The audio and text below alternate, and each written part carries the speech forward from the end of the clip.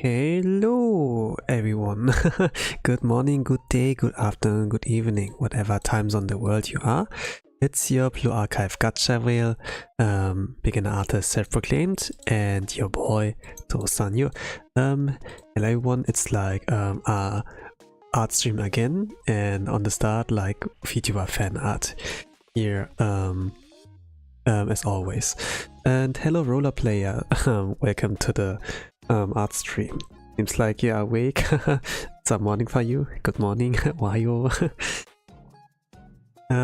So great, I would like to say. For today, I will like draw fan art of Shirogane Noel from Hololive Fantasy. So she's like from the 3rd gen, I think, like where we had Hosho Marin, Usada Pecora, and also Shining Flare. And it was like, I think, a few days ago, like on Monday, her birthday. And usually I rarely stream on Mondays, so yeah, yeah, it's like better late than never, right? With Axel it was like really late, but I guess with Noel it's like a little more okay. He's like the unrelated, so like the leader of the adventurer group, more or less, yeah. He's like called unrelated, right? So she's leader. Like I hear that unrelated in like Grand Blue, I think. Like I haven't really played Grand Blue, but I saw like the anime adaptation, and yeah, I think like maybe this was enough for me. But I see like it's such a big franchise. It has like a lot of games, right? It has like something like Monster Hunter, like Monster Hunter version. It has like a fighting game version, right? There's like a lot of stuff. It's yapping time. Yeah, pretty much. Of course, I could like just shut up and focus on drawing, right? But I'm like the kind of person who like wants to like talk. no, I want to hear the yap. Great. And you're like right here. I don't know like what it is for some people like to silently draw. It's like, you know, I learned like somewhere that you have to like keep talking, you know, body explodes, and you have to like keep talking kind of to like keep like the flow going. If you're just like silent, and yeah, like what do I mean? Anyways, it's been so long. How have you been? I don't know. Has it been long? I mean, you haven't like, yeah, maybe like the stream scheduling, right? But I've been like good so far. I'm like good as always. I must like say, yes, I guess I'm like pretty going. I'm like alright. Hope you're alright. Hope you gamers are like up and kicking with like your activities. Like for me, it's sometimes unusual to like not unusual, but sometimes it's like a little bit weird for me to like return to streaming after like a long kind of break. I don't know if I had like a break. Normally like the gap between my streams are like about no days or like 2 to 3 days, but for once I exceeded like this kind of gap that I went like 4 days without streaming, or like 5 days, and then like going back to it is like, oh, I'm like not in the loop anymore. Like how do I stream? And yeah, like yesterday was like a little bit weird for me to like actually get back to it, but once I plug in the graphic tablet, turn on the stream, and yeah, I opened my mouth and it just happened. Think like you do not forget things you like did before.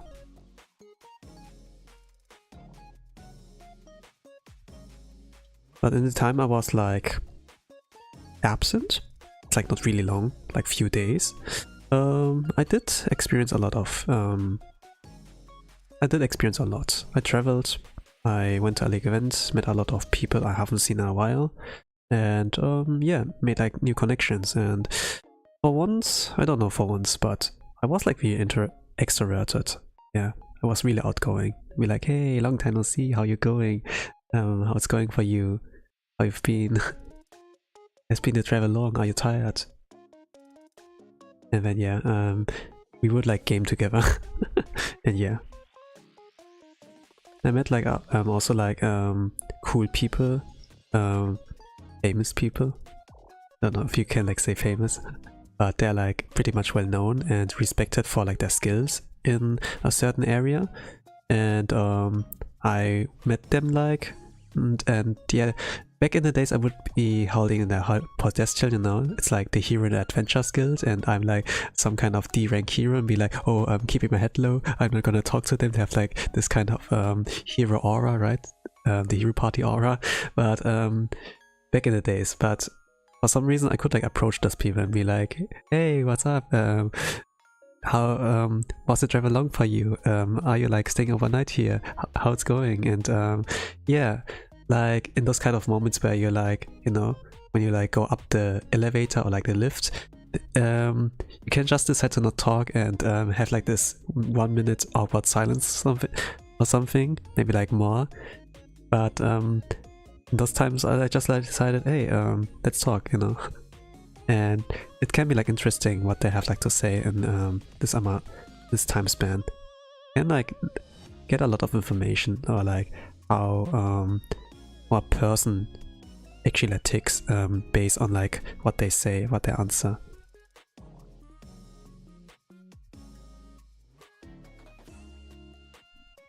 And some of those really like give like a little bit of the vibe of like, oh, I'm shy and awkward, and somehow this familiar. I think like somehow this familiar. I've not like seen this before. But yeah, they opened up. I melted them.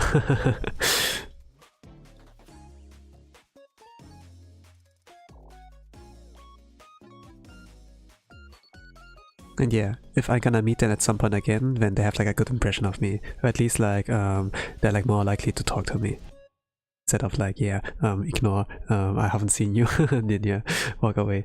Like for my case, I wouldn't like do the same, that I just like ignore them. I just like would choose to talk to them again if it's like unavoidable, you know. But there are like so many people I've like seen in a while, and then like a lot of new people, you know, and then it's like, hey, hey, long time no see, and then but then I would be like, oh, I just wanted to say hello, because we haven't seen in a while. I'm gonna go further. There are like more people, and want to explore more here. Then be like, bye, and then yeah, something like that.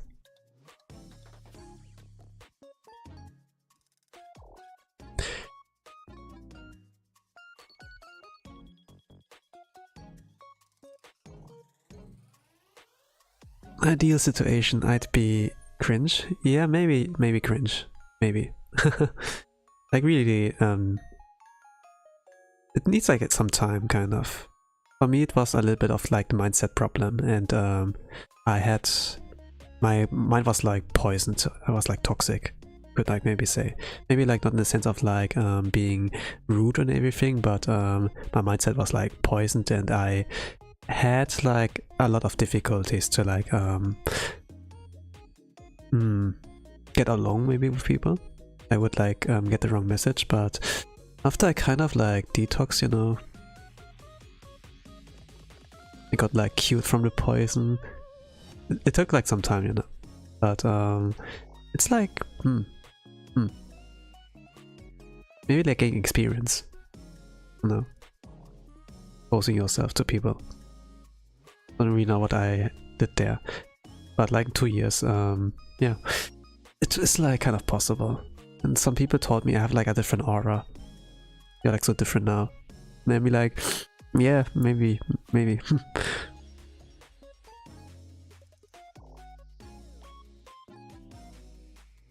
And people were like happy to see me again. But the thing is like, yeah, I changed. Yeah. Like it can, it's like enough time for people to like change. Some maybe it take like longer, but yeah.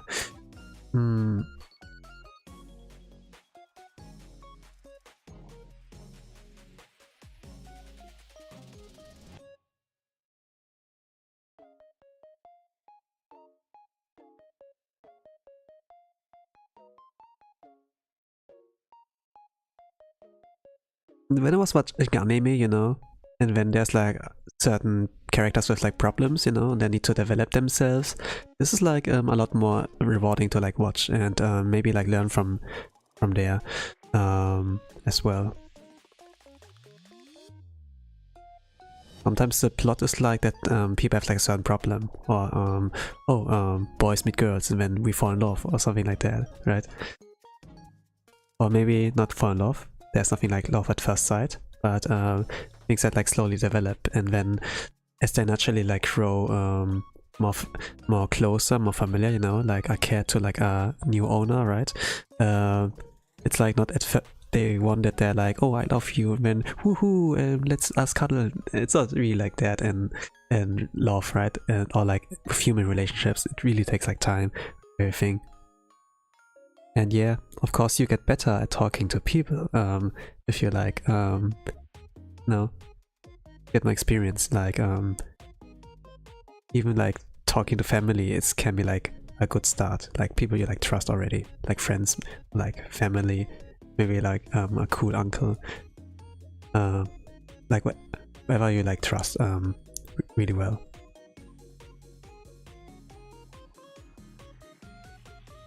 But yeah, if you, for example, like avoid any of that, you don't do mistakes. You don't talk to people at all, you avoid mistakes. But yeah, you know what this also means. Reading so much manga lately, the only anime I'm watching is Bleach right now. Okay, cool.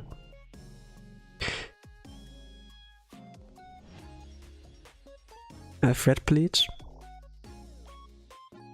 At some point I stopped. I think like the latest arc, or like the last arc, you know, like the 100 Years Wars. It is like an interesting idea, but at the same time, But yeah, it's like nostalgia as well, like when the anime like comes and 100 Years Wars arc.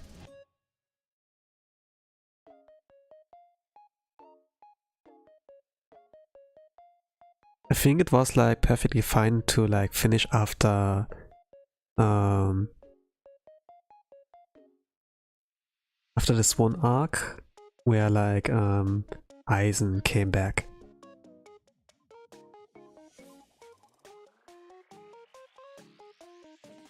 No, I'm not that far. Alright. I haven't spoiled anything, I just was like talking about arcs.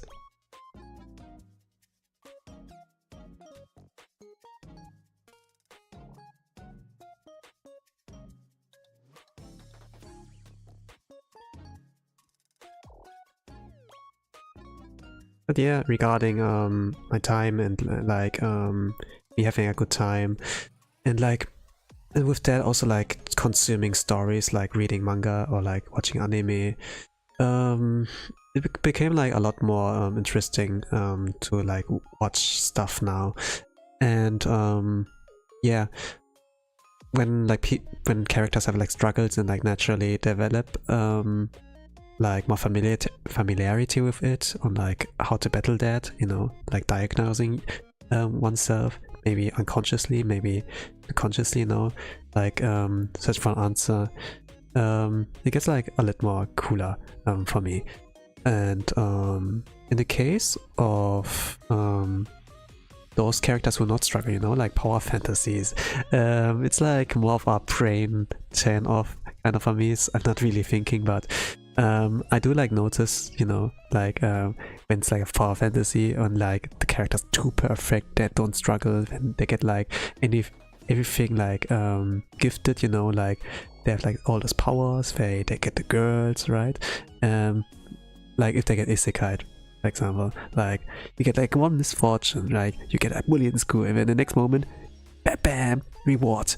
Or you see like, oh, this old lady with her dog are getting run over by a car, I gotta save her, and then you get run over by the truck and then you get rewarded, and it's like, nah, that's not how it works. That's not how it works. No game, no life, you mean? I mean they get isekai, but it's not like in the likes of like yeah, I lead a shit life and I get rewarded? Nah. Right? Incarnate into slime, sounds like? I'm not really sure. I watched it a while ago, years ago, but I don't really remember how the main character died. Or how he got isekai'd. Like, a truckun was not there, right? Maybe a car? Actually a truckun? I don't know. I can't remember anymore. But I remember the main character was in one piece. While he was like, while his life, his like fire, you know, was like slowly fading. It's not like that he got mushy, or that he did like multiple backflips and then broke something in his head, or like neck, or, you know, then instantly KO. It's like a weird way to describe it, I think. I don't consume too many isekais, so yeah, the pro to me. Haha. Yeah, for those who don't know isekai, you know, it's like means like other worlds. So if you like die in real life, for example, like run over by truckun, you like get transported in a fantasy world. And for most isekais, it's like the kind of trope, like once you get isekai'd, you get like all the superpower, all the girls, all the rewards, right? And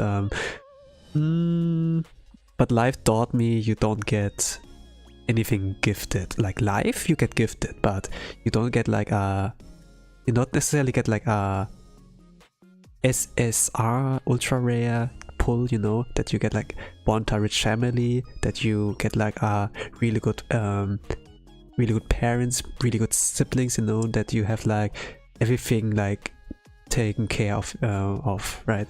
Like something like that is like pretty cool, you know. Sometimes when we like miserable, we dream like about a really nice life and with no struggles, we can like game all day and we have like a butler James coming to us, right?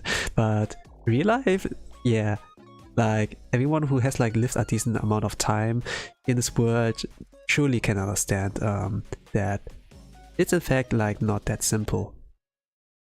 And some have like really bad.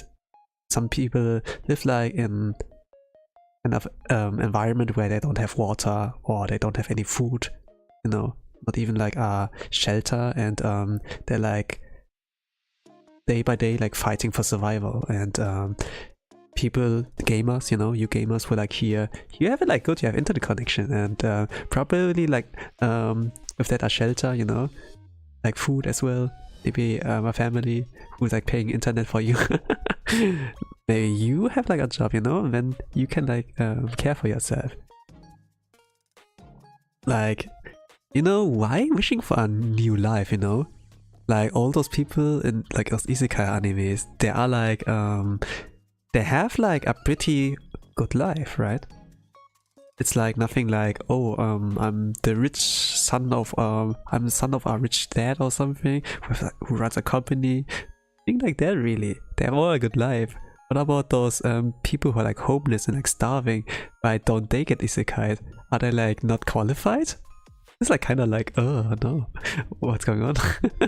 But yeah, at the same time, some isekais do actually tell a good story, you know, like they have like a message and with that like intention.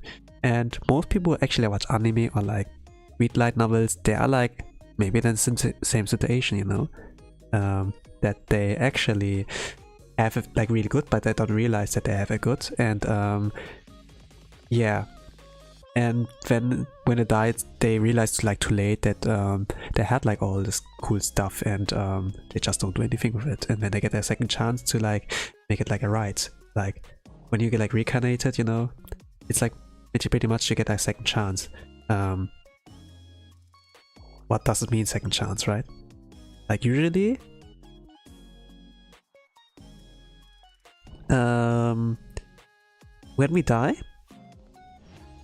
it's like game over, right? We don't get any resets, we don't get a new game plus. In religion, there is like something rumored that there's like afterlife. So when we die, we go like to heaven or like hell, depending on like what we did in our life, right? We get like something of a score, you know, like a stats screen, right? A chart on like what we've done well, what we did bad, right? Like in a lot of battles or like RPGs, for example, or like games, it's like the damage chart, you know, how much damage has this party member dealt, and maybe we get like something similar, and then it's like, okay, how many times did you die? How many people have you like eliminated? How many blocks did you do? Are you MVP in this and that, right? I imagine it could be like that. That's how they rank us. We have like a ranking system, and then it's like competition. Then who's like the most Giga Chat? Who's like the most qualified to be isekai? Maybe, you know. But yeah, what if you don't go to any place? Maybe you're like, no, I refuse. I don't want to go. I have like still regrets, and I want to do this and that. And then you stay like as a ghost, maybe like in the world, and maybe haunt people and such. Maybe that. And I think like in terms of like regrets, those are like actually regarding isekai stories, like getting a second chance, you know, because as a ghost you can't do anything in the real world, like in the human world. So maybe it's like kind of the reason why isekai, and then you actually get your chance in other worlds, fulfill your desire there, like the reason why you like still refuse to die, like to actually go on to the other world, like afterlife, and then after you fulfilled that, okay, bye bye. Few anime do that really good. really few. Like the grandfather isekai, Mushoku Tensei. This is like what it made really special, and after that there came like a boom of isekais. Most of them are like pretty bad, but it really like shows on like those regrets and with that like character development. And this is like pretty cool. And there's also like I'm gonna name this anime, it's gonna be a spoiler, because this is like what it's kinda like it doesn't seem like an isekai at first. But then in the end it's like, oh, you know, you get like hints in there. I'm not gonna say the title, but yeah. It's like pretty old anime. Maybe like 10 years.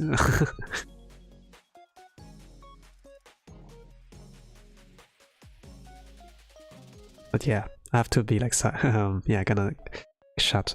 Okay, I've watched Uncle from Another World, No Game Life, Gate, Yetai, Konosuba, and that time I got reincarnated to slime. Alright. Those are like pretty entertaining shows. Those are pretty entertaining shows. Those are not necessarily like bad examples. Like either, like if you watch an anime to get entertained, that's like good enough. But if you like seek like for anime series, you know, that actually like have a story to tell, like a message to leave, those can be quite uncomfortable to watch. But it has like a good message, and then it's like that, like the give and take.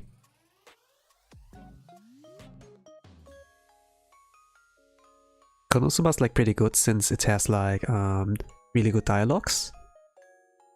Like it's really dialogue based, even though it has comedy and everything, but it's mostly like dialogue. And the character writing is like good. Maybe the anime, I don't know, but the light novel is like pretty good. I like watched the first season, maybe 2 seasons of Konosuba, but after that, yeah, more or less, yeah, paused watching. And there were like a lot more that like got my attention.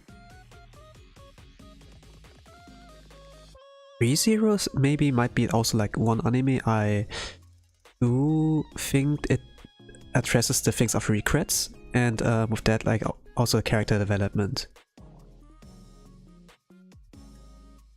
Uncle Another World. I think this was like more entertainment. I watched that, yeah. It was pretty much like, oh my gosh, Uncle. You... it's like kind of like face palming, like at every kind of story. Sometimes you look forward to it and then, hey, what about the elf girl, you know? And we want to see Melfur, and he's such an idiot. Like really dense, the uncle. But yeah, it's kind of like lovable, you know? Like it's like pretty human, you know, like to do mistakes, but sometimes you're like, oh no. I mean, I like to watch stuff that entertains me. I mean, comedy doesn't mean it doesn't have story. No, it doesn't have. It doesn't mean like anything like that. Like, I like not saying anything like that. Maybe I have like this undertone that I think, oh, those are bad, you know, those are like 7 out of 10. 7 out of 10 is a good rating actually.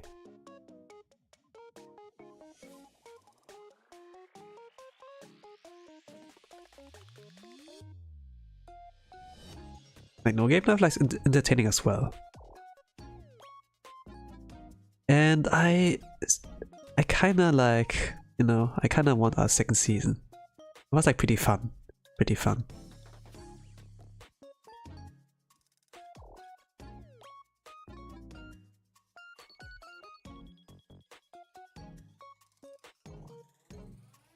For Gate, I think like the manga or like the light novel is better.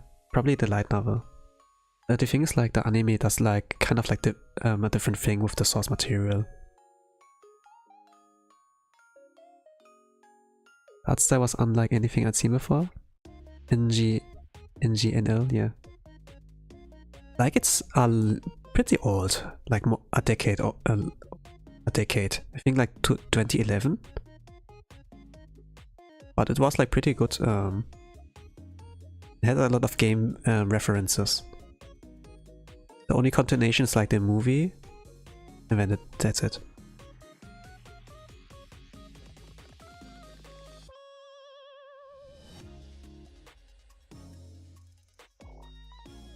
There's a lot of references, not only game references, but also like JoJo references. Like it pulled out a lot, and it was like, yeah, let's go. And then it's something new with the chess and a lot of games. It was like pretty fun to watch. They establish the rules, explain at the beginning, and then they kind of like blow your mind, like what they do, you know. Like you get like the rules, and then maybe you can like maybe guess what they have like in plan. But sometimes they outsmart even like a good gamer like in the audience and be like, holy crap, I didn't predict that this would be coming, and yeah, let's go.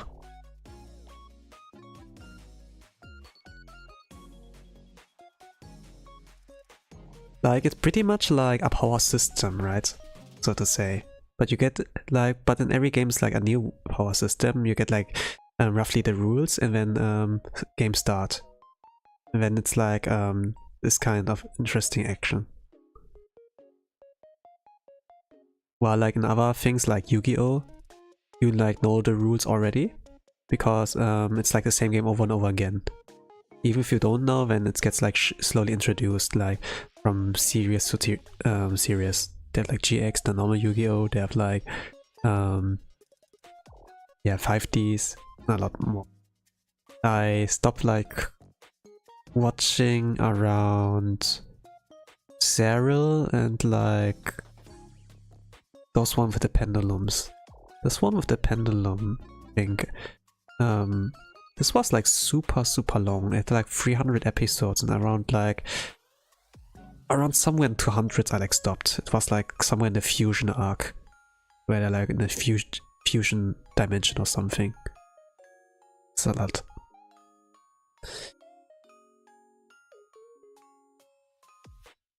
What are you watching, reading right now? Good question. I'm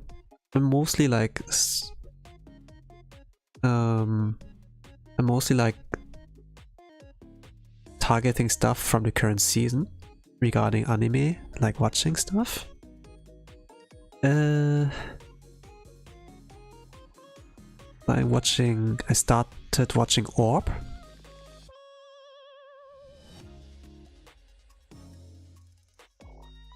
Nigga Pussy Angler. I'm watching GGO, alternative, like the alternative Conquer Online.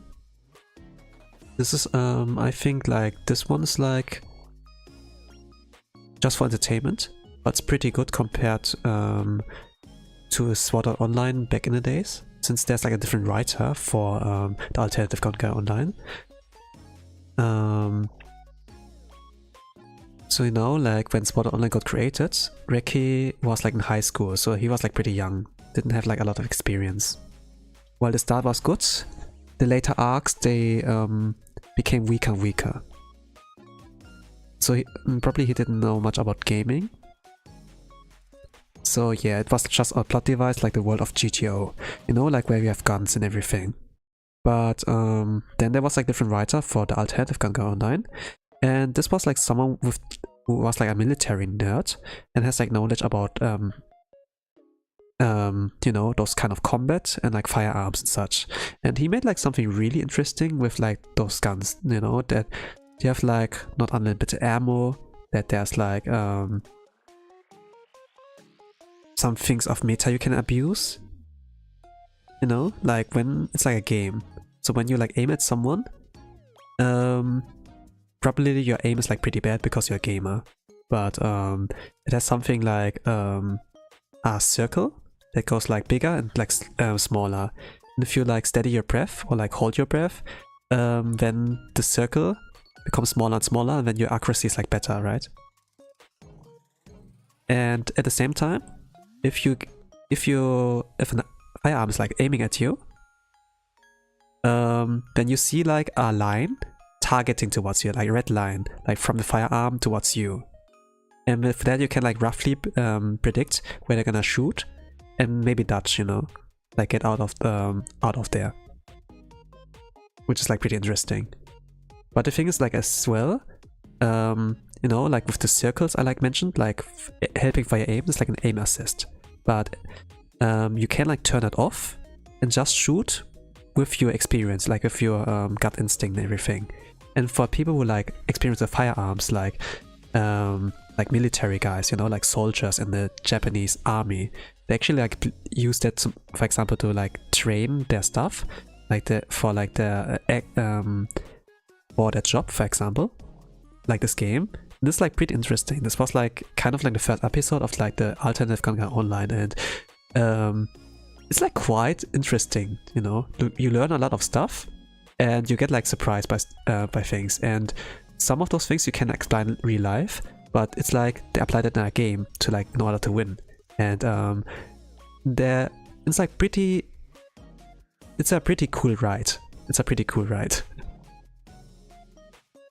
And if you maybe like a FPS gamer, like a first-person shooter gamer, maybe you like recognize some techniques there.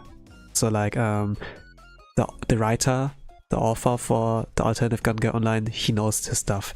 He did like something really creative, like with the concept of like Kawahara, who is the original author, you know, like of the whole Sword Art Online universe. So if you hand this kind of system to someone else, they can make something really great.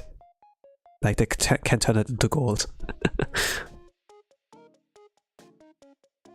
So this is like what I'm watching. But regarding gaming, Shangri-La Frontier is probably the better one in the season.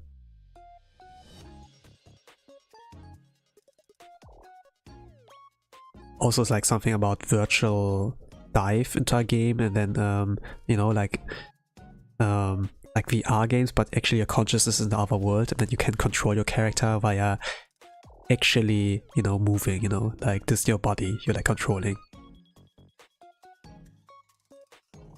What else? I finished watching Angel Next Door. The Angel Next Door spoils me rotten. This was like more slice of life, romantic stuff. But it was pretty like fun. Pretty sweet. Can I talk about that? My past stream, I guess. I'm so slow. Should like be done by now. Okay, just like do scribbles for now. So.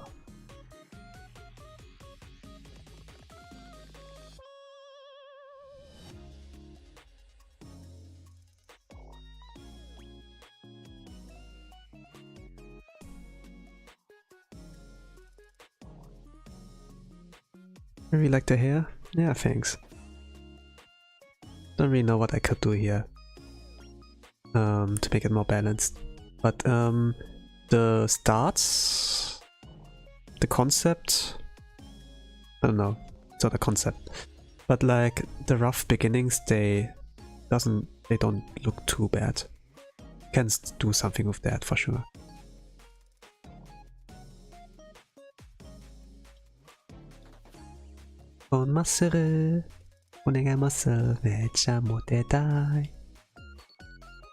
I guess I need like to watch an anime of that. Like the bodybuilder thing. I wanted to watch it just because of the opening. This was like really great. Really good music. Ah yeah, Dan Dan Dan, yeah, right. If we like talk about music. I think everyone watches Dan Dan Dan. If not, then yeah, you will start at some point. It's like really popular, and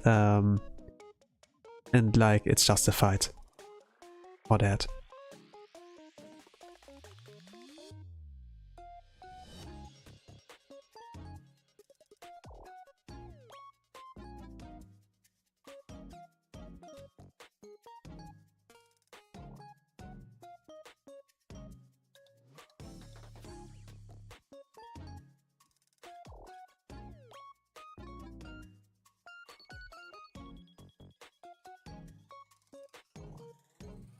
Oh, you watched Dan Dan Dan? There we go, our separate ways in this category. Oof. Oof, you don't not like that? Well, it's also fine. More for me. of us.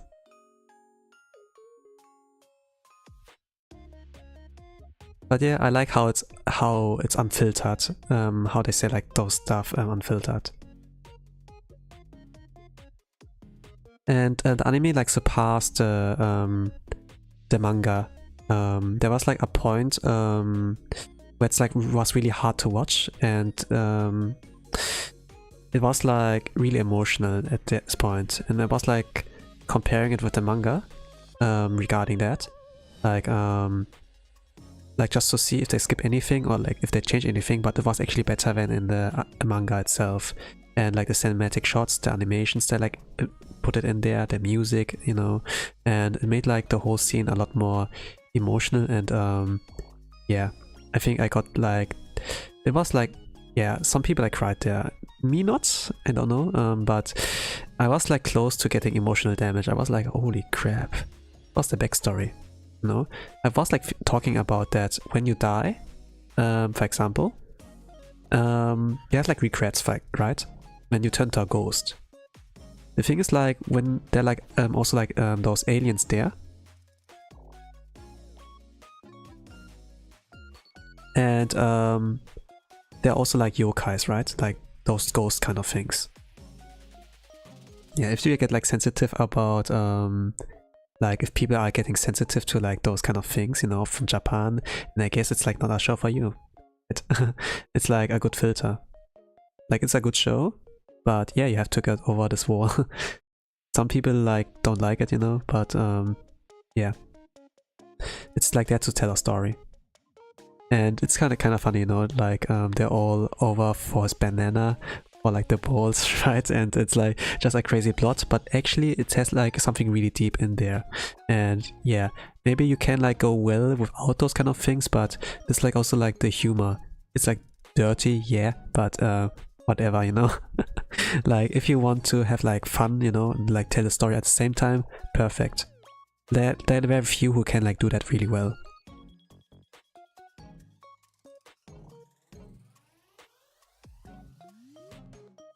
When I like think about Berserk, like the manga I like read, Kentaro Miura, the legend who did that, I must like say the humor there is like not too strong, but it is there.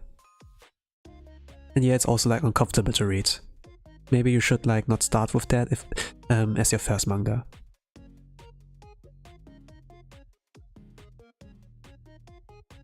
It can be funny without being gross.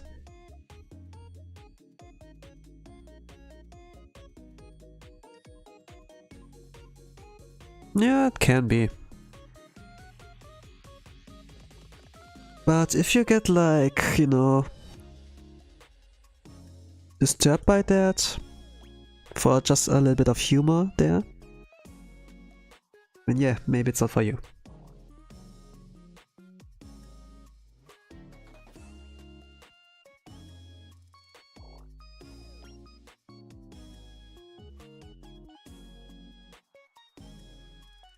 Well, it's fiction, you know? It's fiction. It's fiction. Sometimes we make like jokes like that, but at the end of the day, it's just a story. It's just like a fictional kind of world. It's like nothing like reality, right? It's just for entertainment. Of course, yeah, there's like something gross. Yeah, we fight ghosts and it's like that, but yeah, that doesn't matter. I would like say it does matter, you know? Like at the end of the day, you're like there on getting entertained and watching like a show, regardless of like what its contents are.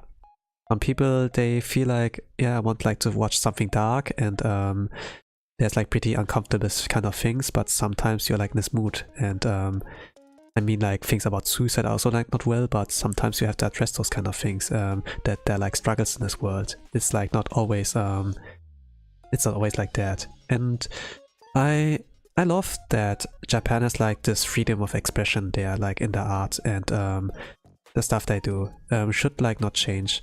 Else maybe those things will never get created in the first place. Like a little bit, maybe like there will be disagreements and such, you know, like, but yeah, if you don't like it, it's also like fine, more for us.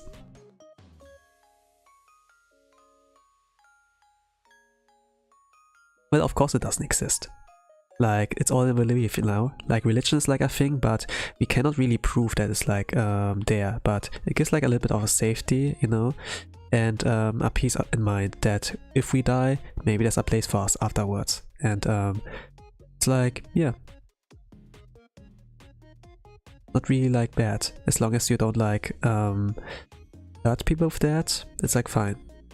Like that's like why war, you know, it's like pretty bad, because this happens in real life. But those things in the stories don't necessarily like affect things. Like if you're like old enough and you understand it's like just a show you watch, cool, right? I mean, like every one of you is probably old enough to like understand that, like when you watch stuff or like read stuff, like stories, right? That is like not necessarily like reality. Like if you watch porn getting comfortable, then yeah, don't look up porn. Simple, you know. Some people they want to watch a horror movie, they're like, don't skip the horror. It's like watching a comedy, you watch for the comedy, right? And done is like this kind of show. If you don't like this kind of part, don't watch it, you know? It's simple. Same like why a block system exists in like social media. If you don't like this person, then block their stuff, right? Maybe you like this part, but you don't like this part, then okay. It's like a little bit harsh to accept, you know, but people, you can't change people. You can change yourself though.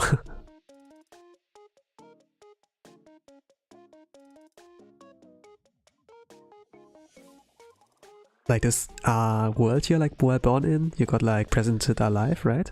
Like the life is like free, but what you do in this life is like up to you. It doesn't cost anything to be like kind and like be a little bit respectful of like things. What the things are like, not judging, not necessarily judging, but it's like a little bit of education, you know, like how to live like a happy life, I guess. But what do I know? I'm just like a random streamer, like a random guy on the internet. You don't have to like listen to me.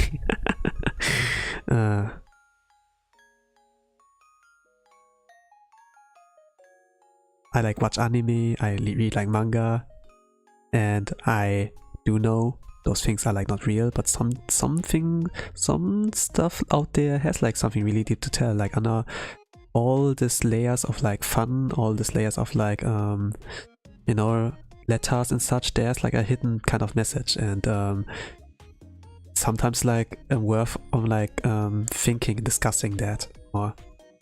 Like Mushoku Tensei, I must like say, has like a lot of uncomfortable things there as well. Like the manga, no, not the manga, anime skips a lot of it, but it has like really interesting things in there that are like worth of a discussion, you know? And some of those things like reference like the real world, and some of the things in our world, problems in there, like this fiction, do exist in our world as well.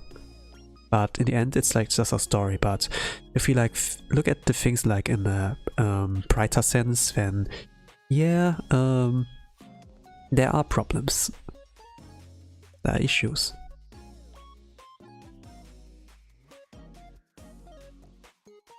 And some, but yeah, some stories also like challenge like your empathy.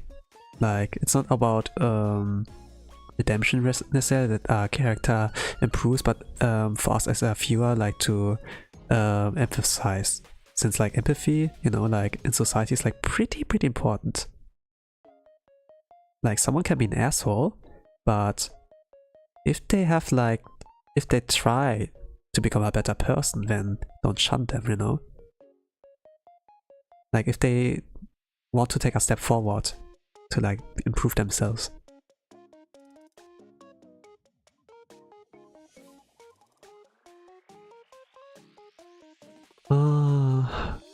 I remember anything of that in real life. Actually, there happened something like that. Something happened there, I think. but I was not present there. But I heard like some stories, like when I talked like to people's some people like that weekend where I was like there was someone. It was like a young man, 18. And for his age, he was so mature. Like trouble kind of child at first. But yeah.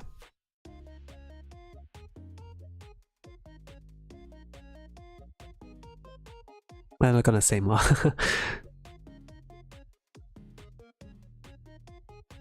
I don't think I'm getting anywhere, but yeah, I like stories. In a sense, not necessarily like also like reading or like watching stories, but talking to people and like listening to their kind of experiences and like stories as well. And it's pretty cool, pretty interesting, like what they had to say. There's like the case that they could lie, but actually you like do notice if it is one, right? I say like right, but it's like not for a lot of people, like they don't have like those senses, the IQ for that. You're like running one brain cell.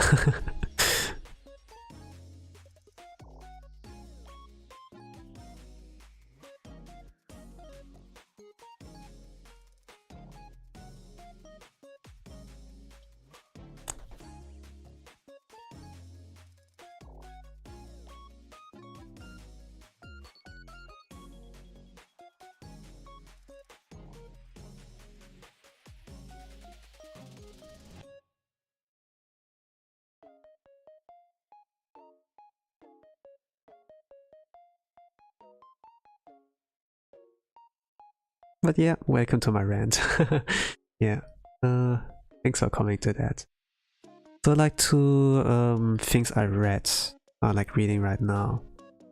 Currently I'm checking out a fantasy story that has like the tropes banished from a party, getting kicked out from a adventurer's party in it, regression, and having OP main character.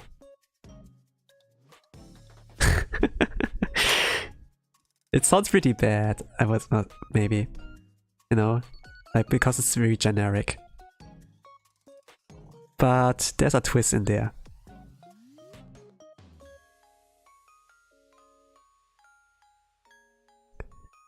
Which I cannot really explain. But not a lot of like fantasy stories manage it to actually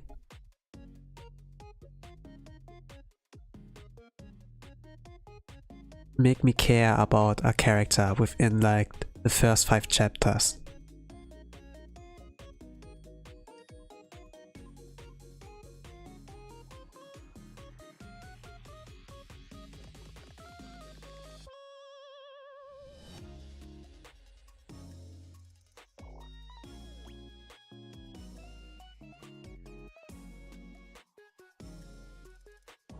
And then getting invested into seeing how the main character is gonna fix that problem. Like regression is like when you die, you get like sent to our old save spots kind of. It's like ReZero, right? Like when you die, you get like sent back to where you started before. And yeah, there's regression in this kind of fantasy story, but it's like a one-time use. So they went through a lot of like things, got like banished from the party, get like OP skills with that, and then going back to this world after 10 years, like 10 years has like passed there, goes back in this world and actually like notices, oh, the world where the party like you know, isekai of a world like kicked me out from is like ruled by demons. What happened with those people? Are they dead? And you know, and it's like kind of like regrets as well, like similar to like isekai, you know, like you get there because you have like regrets, not necessarily because yeah, you have a shit life, here reward, and we make you overpowered. It's not necessarily like that. And there's kind of a purpose, you know, like that the main character has there now, and it's like pretty nice to see. And there were like certain members in the adventurers party he was at, like the heroes party, and yeah, the characters are like pretty well written. Like they make me care about them, and actually all of them, they actually are like decently strong. They're like not some weaklings getting carried by the power fantasy or protagonist.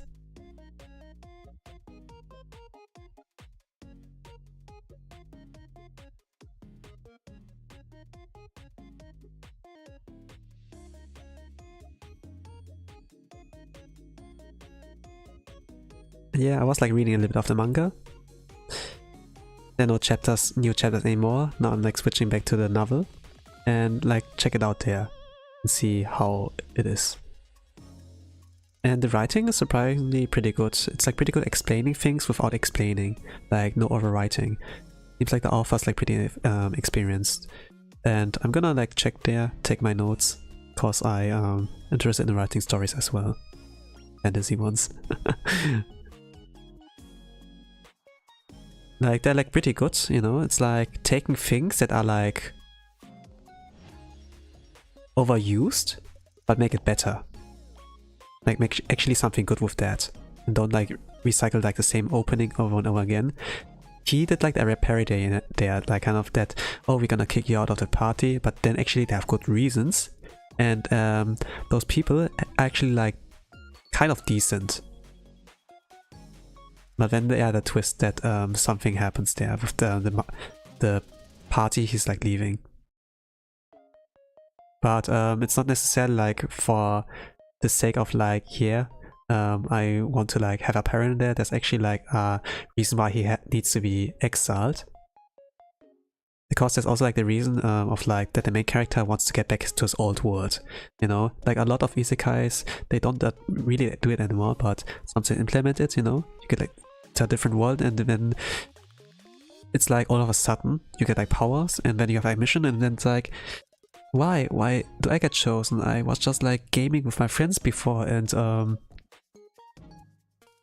I want to go back home. Then no, you have to defeat the demon lord. Here's a weapon, here's your gun. You know, like in America. And then yeah, you're like forced to. If you don't like fulfill your contract, part of the contract, right? When you get summoned, for example, like demons, there's like something like contract, for example. And yeah, you have to do your job, and then you can get back. And then you're forced to do your job, and it's like, yeah, that's how the story starts. And yeah, it used like this kind of thing like pretty well too. A lot of tropes there, but it makes sense. Like it's pretty well written. But yeah. If you're interested in this one, maybe I might say something. But yeah, it's like pretty long read, I would say. But light novels are easy to read, I must say. It's like a web novel. It started as a web novel. Now it's like pretty good enough that it got like manga adaptations and such. So I'm like kind of looking forward to it. It's like easier to digest, but the artist for the manga is like pretty skilled. They are like pretty good at like drawing the monsters and demons and such.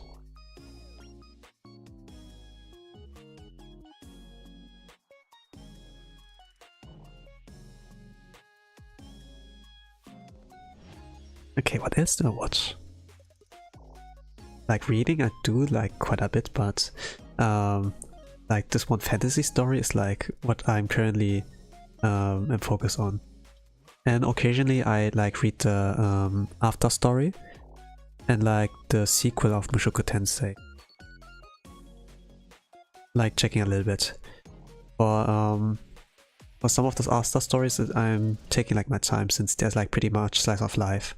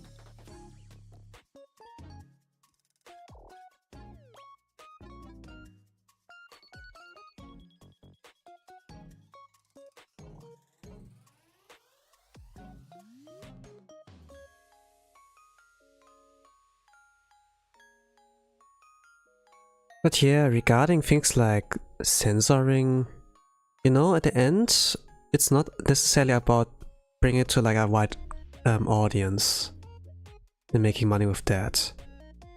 Thing is like anime or like adaptations, you know, of a series are like there to actually sell the source material.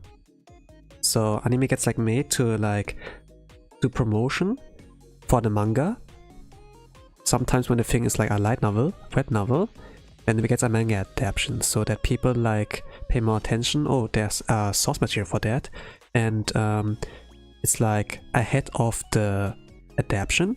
Let me check it out to like get a little bit of a you know, sniffy to like see what it's about, you know.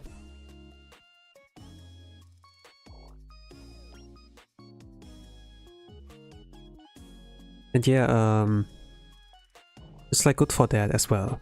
But when the thing actually airs and it's popular, then yeah, people gonna check the source material. And for the source material to like, you know, be sold, it's like showing those things in source material in the anime, like not censoring, you know, like if it's about like fan service, like if the thing in the manga is like fan service focused, then it's gonna be in the anime as well. And the anime reach like a lot wider kind of audience, and for people who like look into those kind of things, you know, like Alia for example, it's like a little bit okay, some things are like enhanced there, but it's just like for people like know what they have to expect if they like want to get into source material, right? And then it's like that.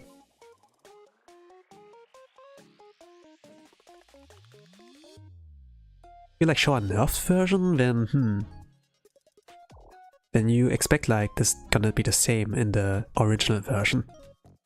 Like if nobody's like saying anything, right? But even if you say, if like someone in the audience like says something, be like, hey, it was better there, not a lot of people will see it. Some people don't have social media and then don't see that stuff. And then yeah. It's like really a lot of work for animators. Like animators, they don't get paid well in the first place. Like majority of them.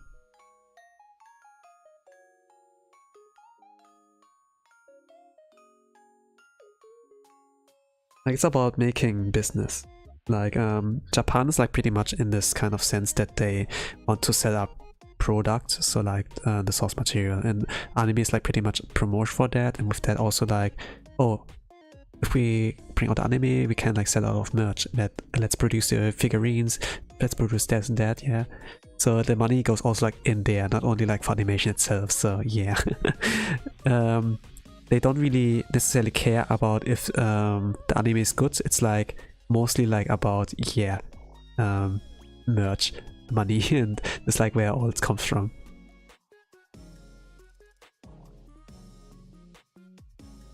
Like just in the money making scheme, like if I think like as a, you know, like a producer or like someone who manages this stuff, like it's kind of the adult world.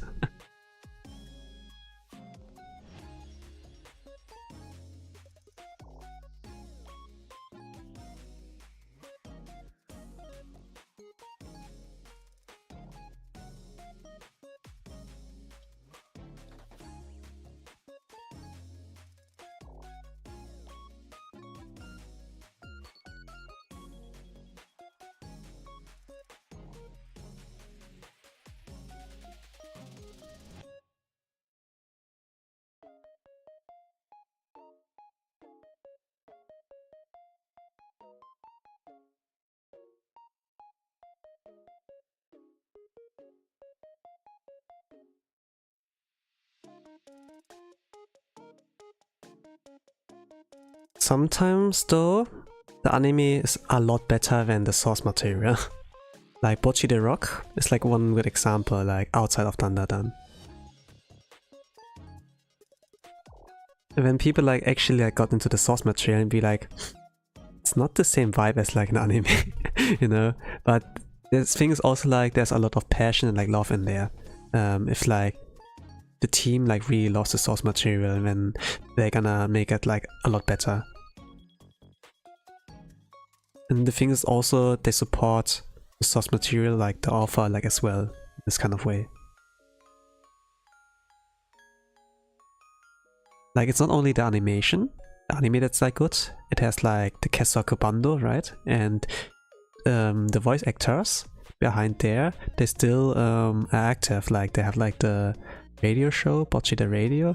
Like the stories, for example, the voice actor of Bocchi has like to tell. Actually, are pretty interesting. Like there are like some subtitles kind of stuff there, like clips out. And she's like basically Bocchi. So they really like found someone who can like nail the role, like understands the role, and like can actually like tell stories that are like really Bocchi like. Like she's literally her. It's just like me, for real, for real. I think like with the voice actors for like Dandadan characters like Okarin and Ayase, those two voice actors there for those two, they actually, you know, they're pretty much like those two, like chemistry rise. I like the voice of Okarin. Ayase-san, Ayase-san.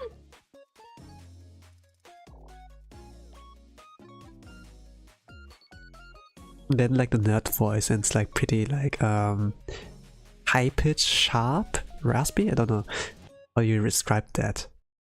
But I do like listening to Okarin.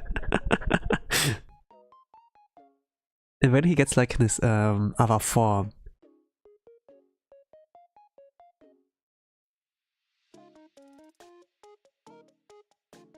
his whole voice changes. It's like so cool as well. But yeah, it's not like it's not necessarily like Tokyo-gu, no. Like when you have the transformation, you're like OP, nah. Ayase still has to carry him, and there's like still this back and forth between both of them.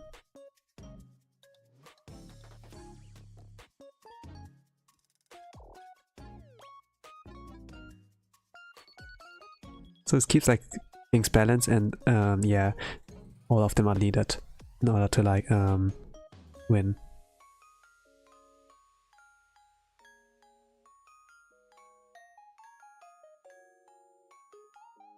Yeah, stories can still be entertaining even with like, you know, like without censoring stuff. It's like still good, you know. People like that. Like it's like pretty high, like everywhere. I like see that. Of course, there's like something that pushes back, and people are like comfortable. But yeah, sometimes it's like that.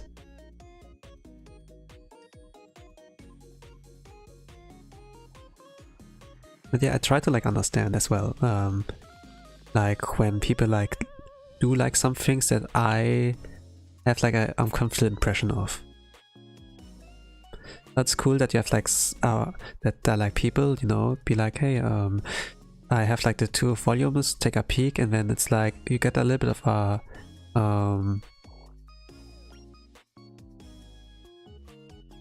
look on like what to expect, and when if it's like not really what you're looking forward to, cool, right?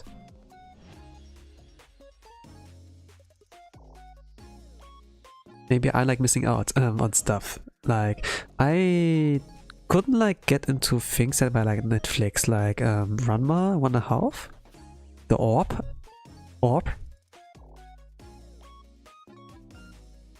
and what else? Yeah, mostly like things on Netflix. I'm like a little bit later there. I don't have this. Don't had the subscription there.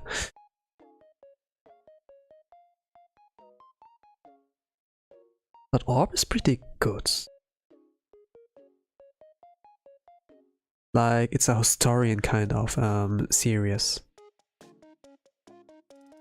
It's like about astronomy, like the truth of the world.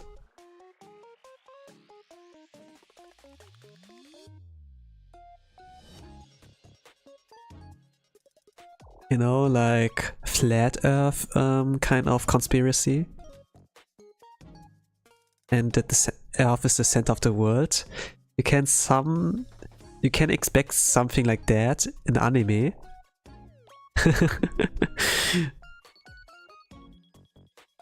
And it's like really interesting.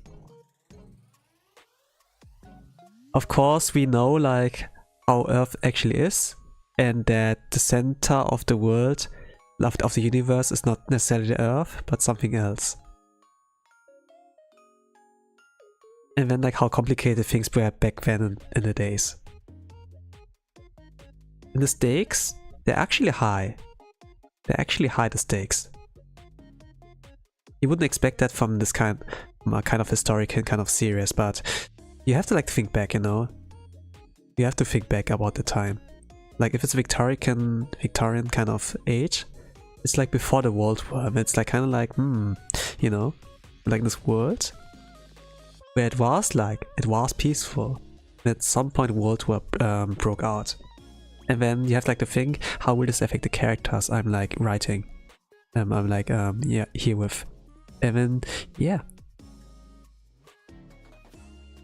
There are like a lot of facets in like the writing.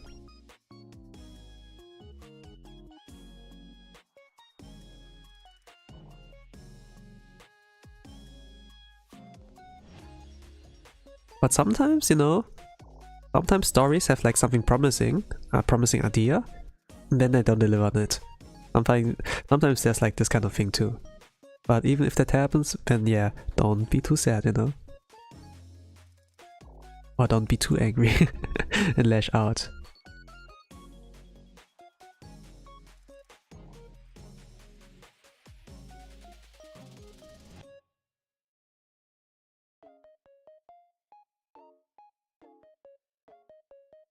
Okay, I don't know how to draw that hairband of furs of Danchou.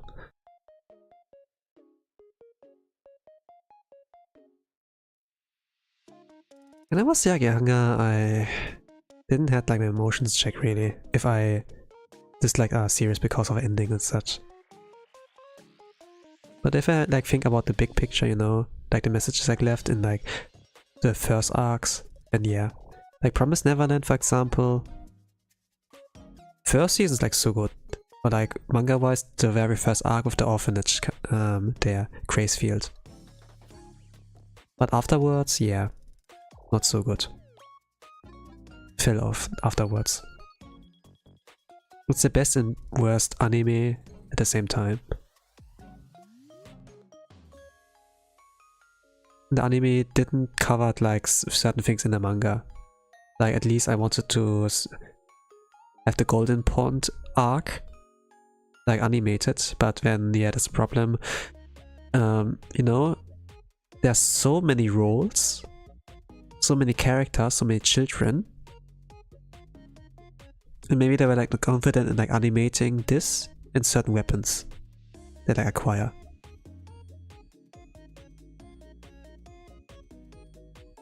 Like at least I wanted the Golden Pond arc. And like the best character in the Promised Neverland in the show. Like voice acted and have a role, be like seeing them moving. Yeah.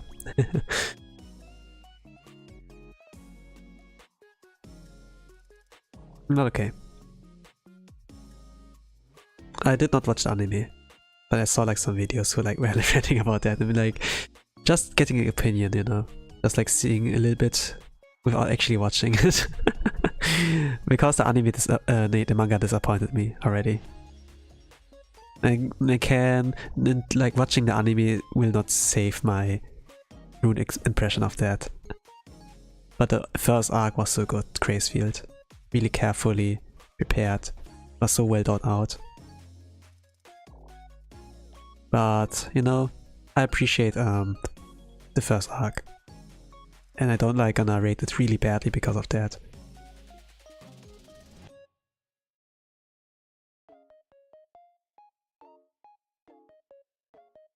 It gave me a good time, and it made me care about characters, like little children.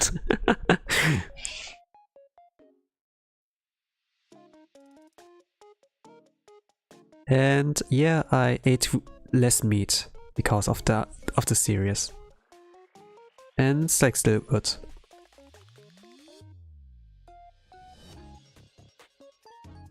At least like for a while, like eating less meat.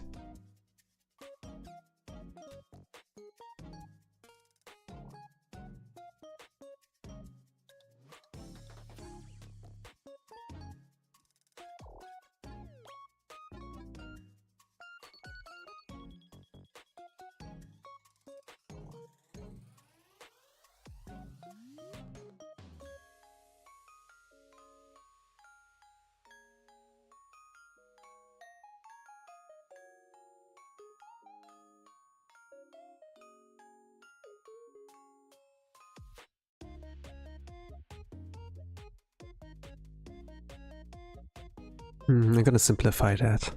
I don't want to try everything. Ah, gosh.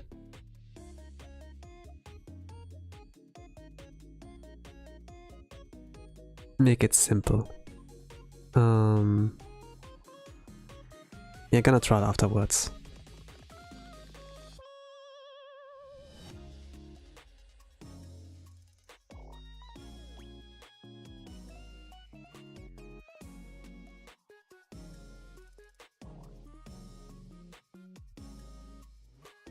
Some things I do watch are like pretty bad, but I still like it, you know.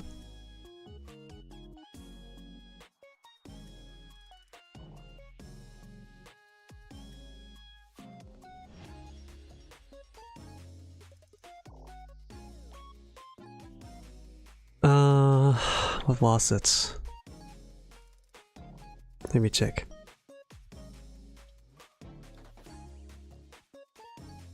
I'm watching like Dragon Ball Daima. It's like one work Akira Toriyama actually like worked on. Like not GT, not Super, actually like Daima, where actually he worked on. And there was this involvement.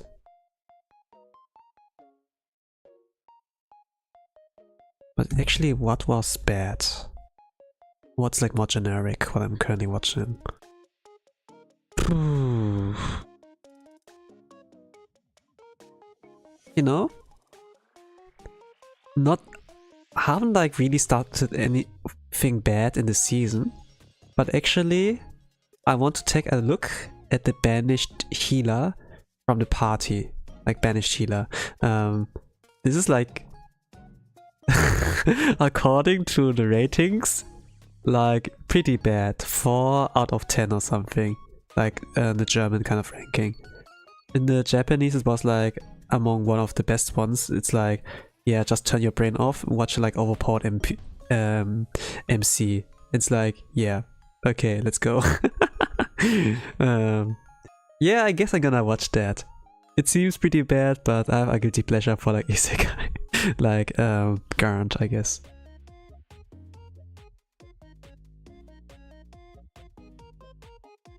Like for me, it's like about seeing the ideas of that and the potential.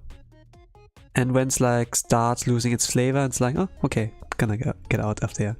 I've sawn enough. I'm satisfied. Like Dio, you know. I've sawn enough. I'm satisfied. Mida, mida, mida, mida, mida. Injake, injake, injake.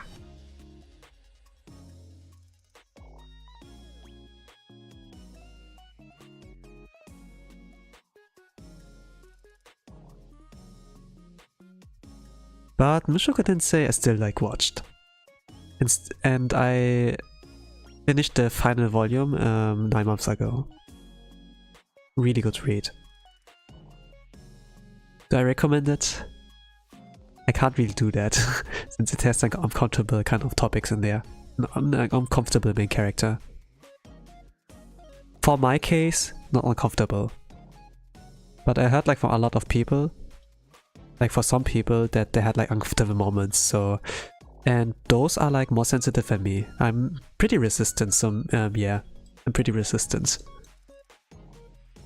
There was a time where I was like uncomfortable with yaoi, with like gay stuff, but actually it's okay, you know.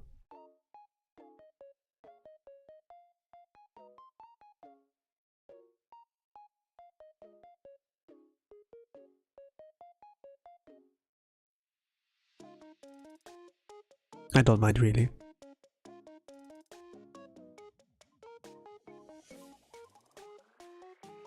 Is there anything I avoid though?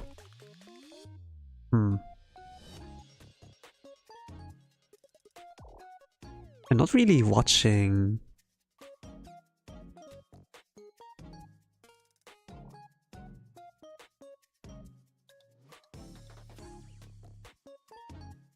You know, when people like recommend me watch Boku no Pico, you know, like some hentais, then I'm not really gonna watch it, you know. Sometimes I have like a reason why I want like to watch certain stuff. Maybe to get entertained or like want to like witness a decent enough story.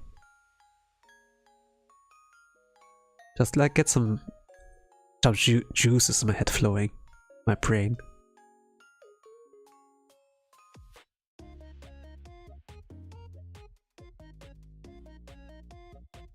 Maybe actually think. But sometimes I do like watch the shows that are like where I can like turn off my brain and it's like, yeah, let's go.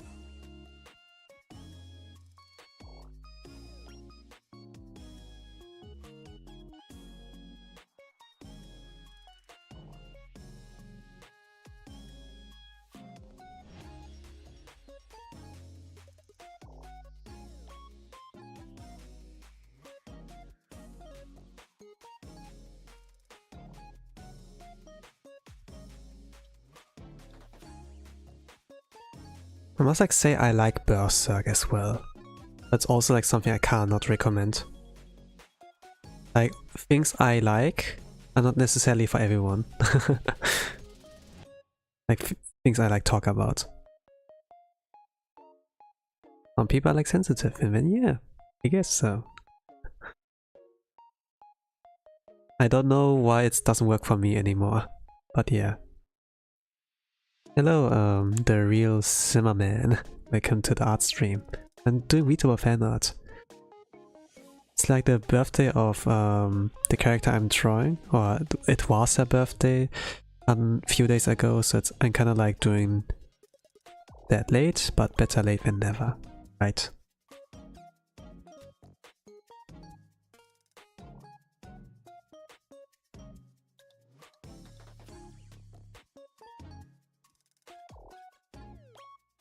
The Germans joined me, let's go.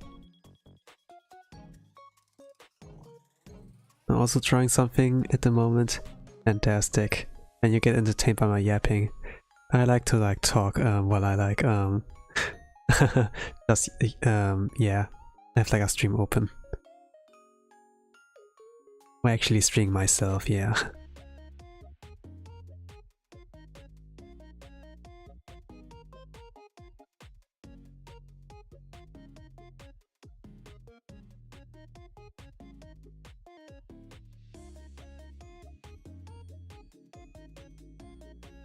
I was like currently talking about things I watch and read, and then that I can't recommend like everything I like watch and read. I think like I remember I talked about Berserk and then I cannot recommend that. But it's like pretty peak. It was its time ahead, yeah. The legend.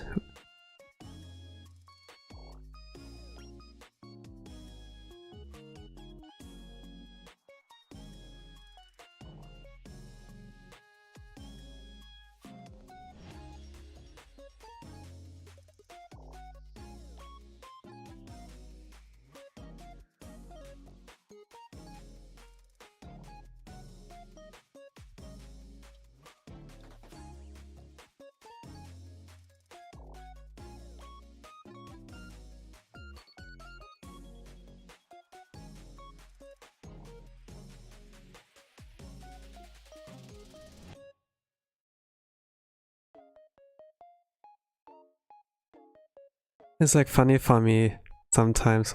Sometimes I find it challenge if I read like German names in like English accents, kind of. It's always like a little bit fun for me to actually like try that. Don't know if I can like nail that, you know, like pretend, oh, me not German, but yeah, can be like fun to like try that out. And if it doesn't work out, it doesn't work out. But there's like the fun in it.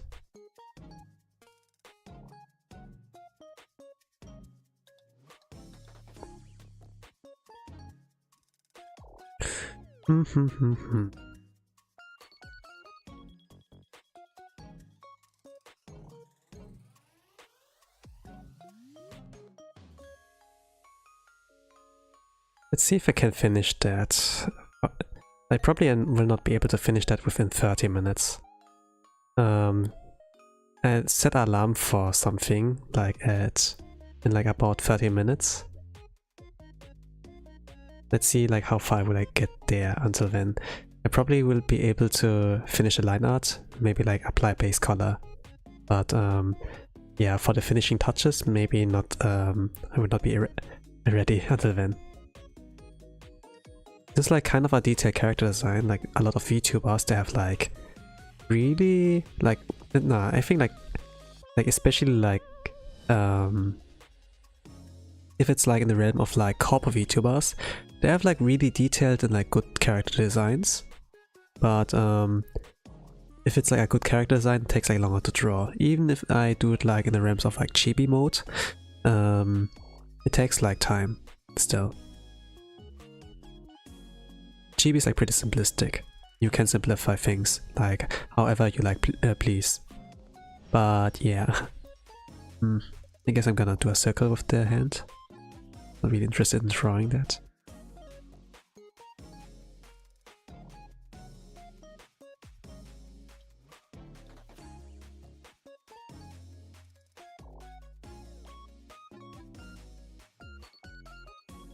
But if you draw like characters from shonen, you know, those are like this rare manga before. And for manga artists, like important that the character, the MC is like easy enough to draw.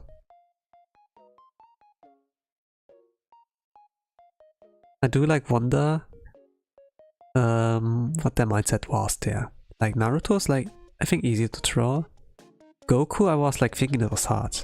But when I was drawing him like as a 9-year-old, I guess, I can't remember really, it was kind of simple.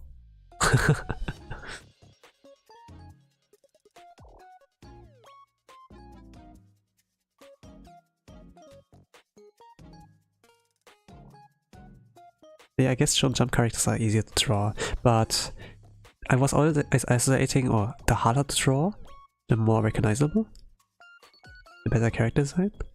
Actually, Shonen Jump, they have like something going on there, like why this still worked.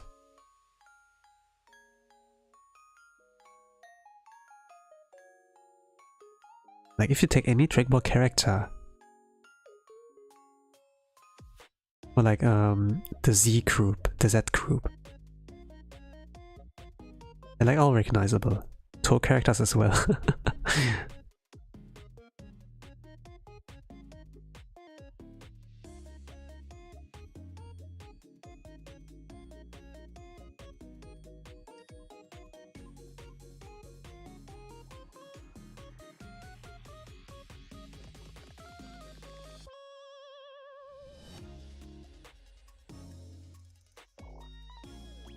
That's why Bad Apple is like so good, because you recognize the characters actually. Like if you have any knowledge of the game and its characters. I don't know how I actually got into Bad Apple. Maybe got a random recommendation. Then at the point I had like played a fan game, like not the official game but a fan game. And then be like, oh, I know this character. Oh, it's this character. Oh, it's Reime. This is Marisa. Oh, holy crap. I recognize them. I feel like so rewarded for actually like knowing that. Like watching the MMD, the famous MMD. It has probably like million views already, right? Like millions of views.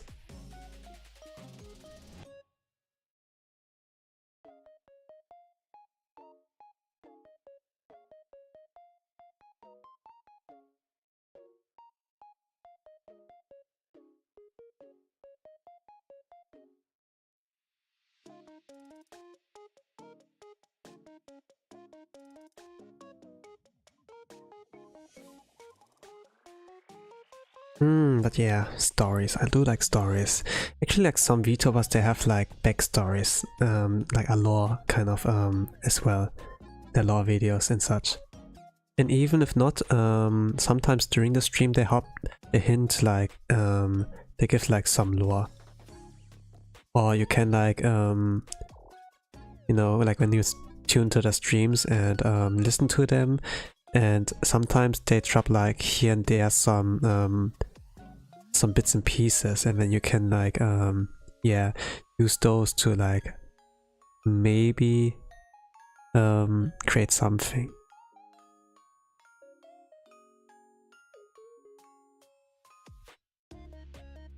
Memes even, you know.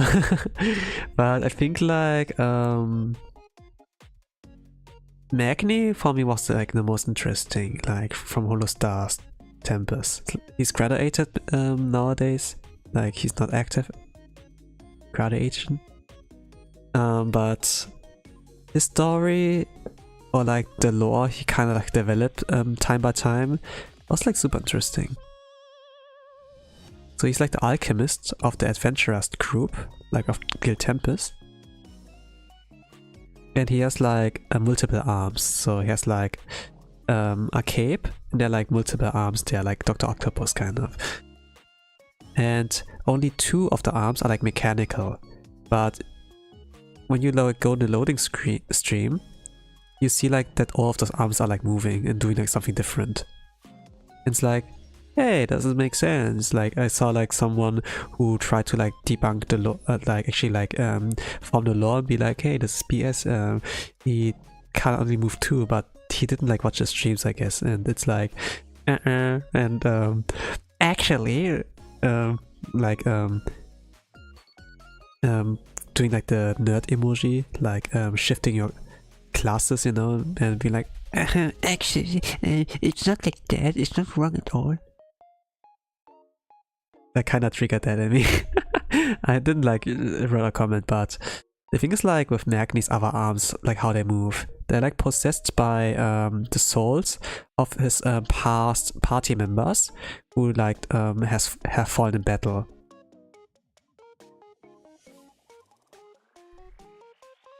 And if you like think about that, he had like a group he was around in before, like surrounded in before. So I like, yeah, maybe he has regrets and is like looking with that of sorrow. So there's maybe like a sad backstory as well. And I saw like really interesting fan art of that.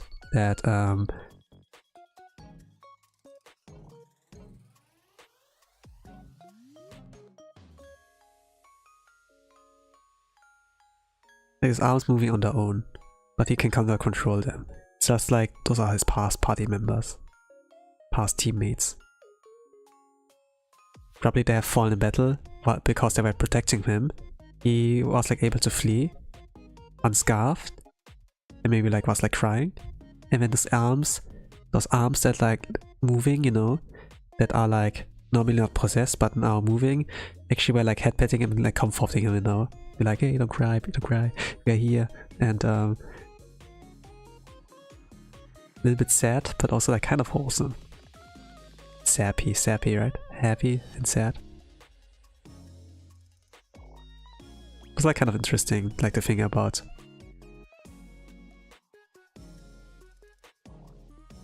And yeah, it still like fits in the scheme of like fantasy. So I like fantasy stuff. There's like so many possibilities out there. But a lot of fantasy stories or like isekai, they don't do that really well. Like isekai, it's like a good excuse for like bad writing. A lot of people there are like pretty young who actually started writing. Or like getting kicked out of the party, like banished from the party, hero's party. Also like in this kind of sense.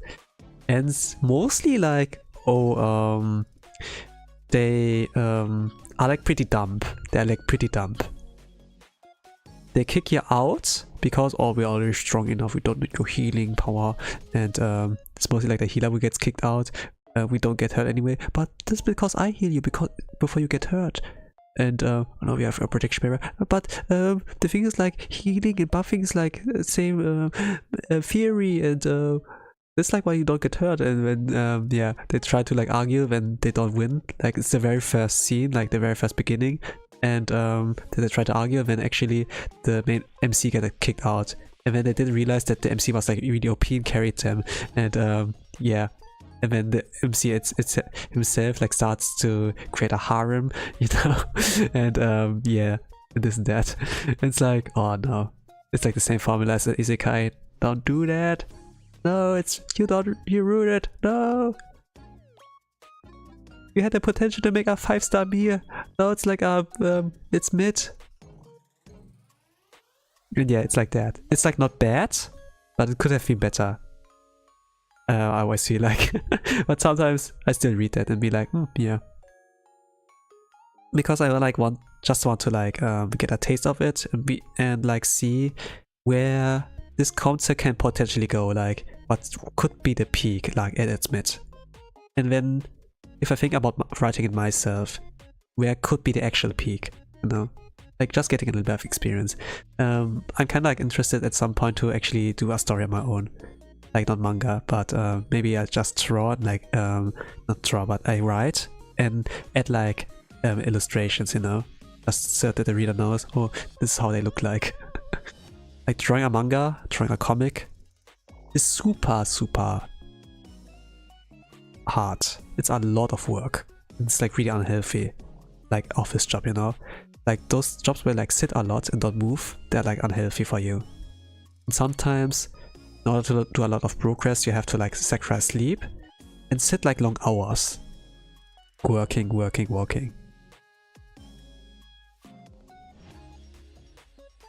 And this like reduces your lifespan. So yeah, I guess I'm gonna take it slowly and just write. But I'm gonna have to like read a lot more stuff. Like I'm like kind of a bookworm, but I've read a lot, but maybe it's not enough. So I'm gonna check out more.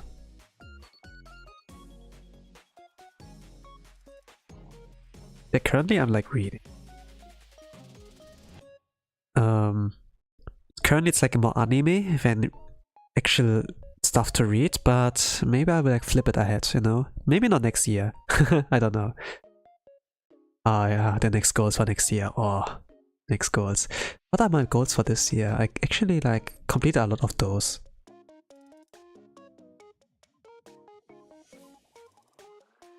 Need to check a look at it later. Maybe I got like 100%. I did like low expectations there.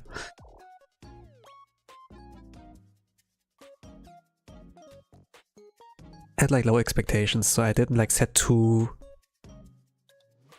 great of a goals that are like unreachable. Like regularly drawing?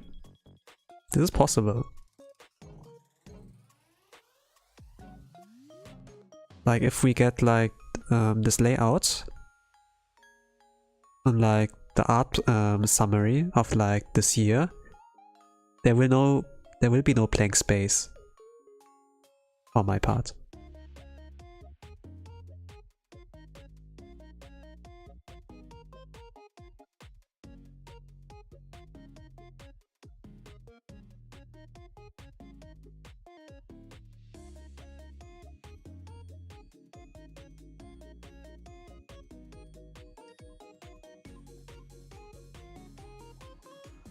But yeah, I'm like motivated. I'm kind of motivated.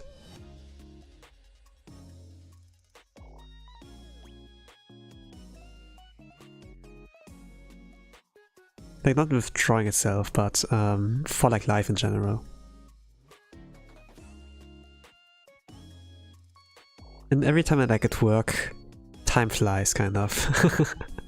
Time flies.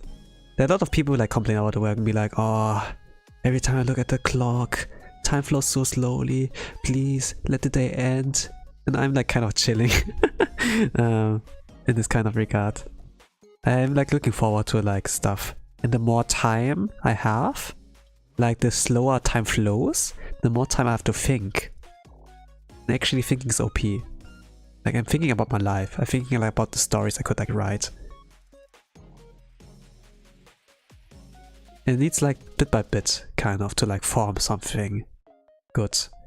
I have like some arcs in my head that are like already done in like the ending, but I need a good beginning as well to actually hook someone. It can be like actually good to like start with the strongest technique first, you know? Like Sans, oh I wonder why don't they use the strongest attack first. I always wondered that. And yeah, actually it's super effective. At the same time, you're gonna be out of your cards. You know, sometimes you have to keep your hand like, your cards like well hidden and like play them at the right moment. You need to pace it, right? Don't like bombard someone like right in the start because it's like a new story, it's like a new world and you need to get used to everything, get introduced to the characters, right? Unless you do a short story.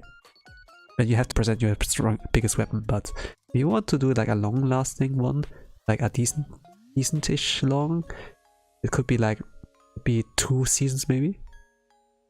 Like if you think it about in terms of like TV publication, TV series, and yeah. But yeah, I'm kind of like thinking about using the final arc like it's just at the beginning, you know. Sometimes it's like effective as well on like if you start the story like in the middle of it, in the middle of a scene.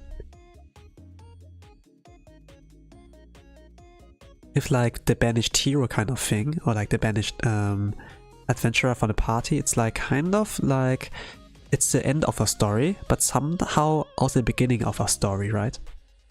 It's like kind of like the double meaning in there, which is also like cool. But it's so overused that it lost its flavor. It's kind of like, oh, we already see that before. It's nothing new. Please give me something new.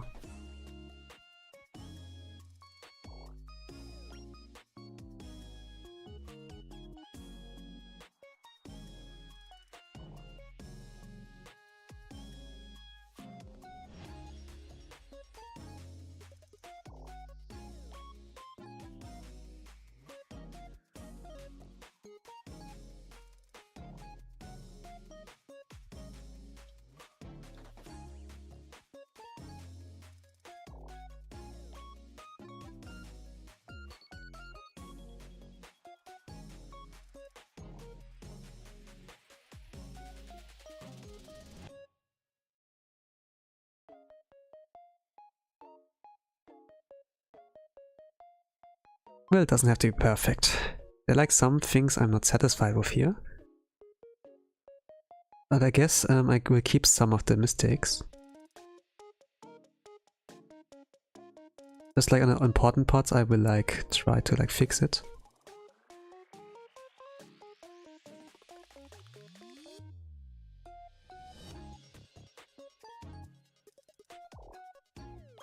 Sometimes the whole picture is important. The whole outlines.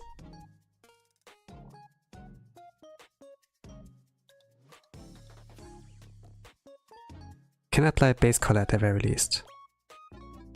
Before my alarm goes off.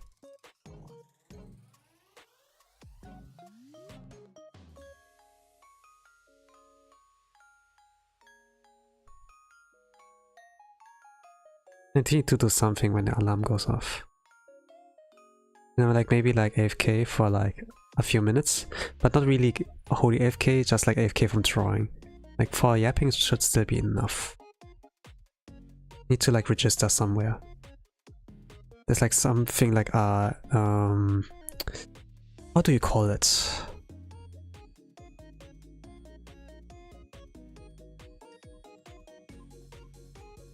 There's like a certain time where the floodgates will open. And there will be like a lot of people who like want spots, kind of.